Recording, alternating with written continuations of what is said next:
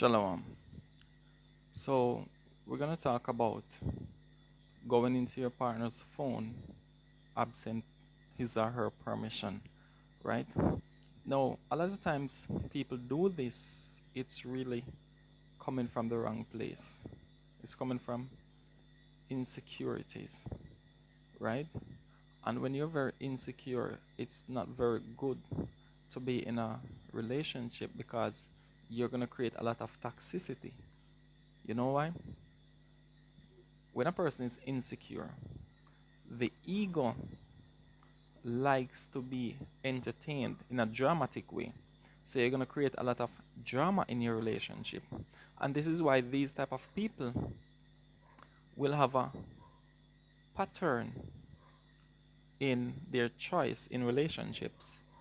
Meaning they will seek to be with people who have more problems than their insecurities.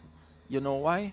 Because they can argue about these things that they're doing, whether they're abusive, whether they're um, naturally cheaters, or whatever it is. People men who don't come home, or women who go to the clubs after, or whatever. They're gonna get in relationship with people with lower standards. So in that way, if you're arguing with a person about what he or she is not doing or should be doing, what's gonna actually happen is that it will distract you from the fact that you're actually insecure. Now here's when it gets really complicated. When you get into a relationship with someone who has higher standards, a person who is not a cheater, a person who is not abusive, a person who is not an alcoholic, a person who you cannot find any fault in, you know what the insecurity is going to do? It has to create those problems out of its own imagination. So you go look into the phone, you're going to find things that are not even there. No, you're going to try to find fault with this person that are not even there. Right? And if you're insecure and you're a jealous person, that is going to be even double portion of negativity. So what are you actually going to bring to that person at home? Toxicity. You're going to create a toxic relationship because you cannot create a codependent relationship because he or she does not have more problems than you. You have more. And what are you going to do when you cannot find problems with him? You have to start that drama, right? And this is the thing. These people like to believe that their intuition is actually speaking to them. No, you have to understand that intuition and insecurities, they have the same connection in the body. So you'll feel that when you have an intuition, you get it right in that gut area here, right? It's the same thing when your insecurities is speaking to you. You get that a sensation in the same thing. So how do you discern between intuition and your insecurities? Oh, your intuition tells you he or she is cheating. No, your insecurity does that. If you are not connected to that part of you, then you have no connection with your intuition. You have to be in a state of wholeness or completion for your intuition to be truly speaking to you. Because you know what happens when it comes out of insecurities? When it comes out of insecurities, you actually go ahead and look for things with a conviction that is happening. So now you're going to have a problem with what? Your own imagination. So it has nothing to do with the other person. It is something that you have to understand, that you have a personal problem that you need to fix. Insecurities, distrust. And like I said, this is why people who are insecure or have trust issues, they go find people that have more problems than them to create codependent relationship. Because if you can keep talking to somebody about what they are doing or not doing, right? So insecure people are usually jealous. And when you're dealing with insecurities and jealousy and trust issues, that those are a lot of toxicity right there. And that's the type of energy you're going to bring to your partner, especially if he is above those type of things or she is above those type of things. There will be no peace in the home because that broken state, that broken part of you has to seek problems to feel alive. This is why people who are not fully in tune with themselves, they cannot withstand boredom. They need something to give their attention to.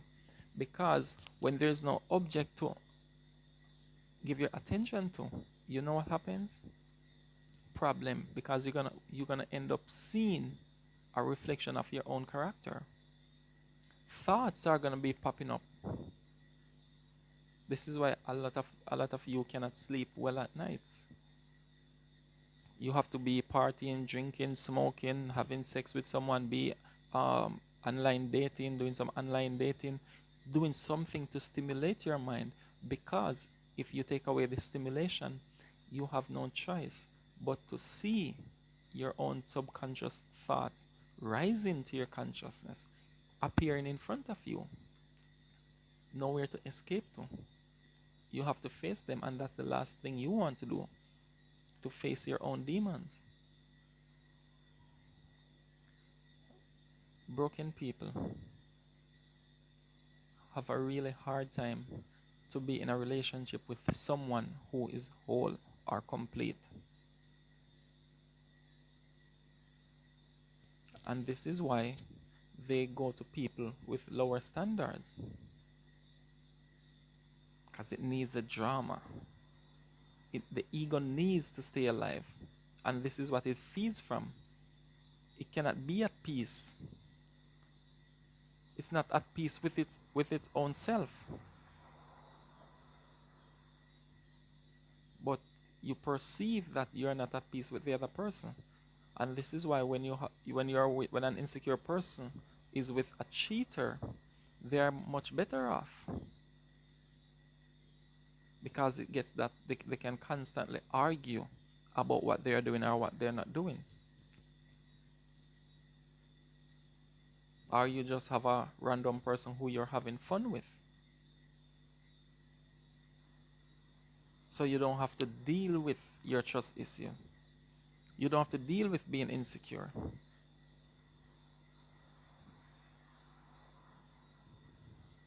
No, you are with a person who is not all over the place, who has high standards. You know what happens?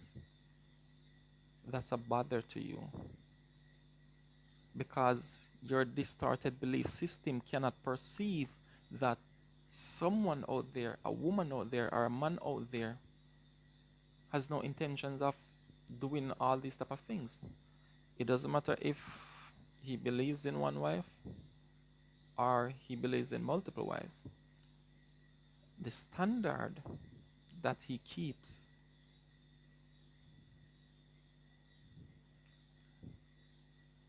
you're not going to judge the person by their standards. You're going to judge the person according to your own insecurities.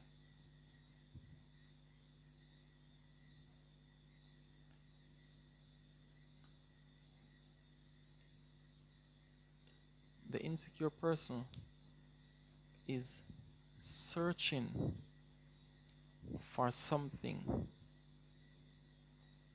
and that's not the way to deal with your trust issues. That's not the way to deal with your insecurities. You don't need someone to always be showing you his or her phone for you to feel secured in a relationship. This is why so many people run to be married. Why? Because they're searching for a form of security. There's no security in signing a paper. There is divorce. So marriage in itself is not a form of security, it's an illusion of security to think that because you signed some papers, now you're more secured in your relationship. No, you're not. The person showing you his or her phone every time does not make you more secure in this relationship. Your own insecurities is your own problem that you need to resolve with yourself. If you need to use a partner's phone, it has to be supporting a cause that both of you are benefiting from, not because of your own insecurities and jealousies. Stop looking for problems. Heal yourselves and create healthy, wonderful relationships. Shalom.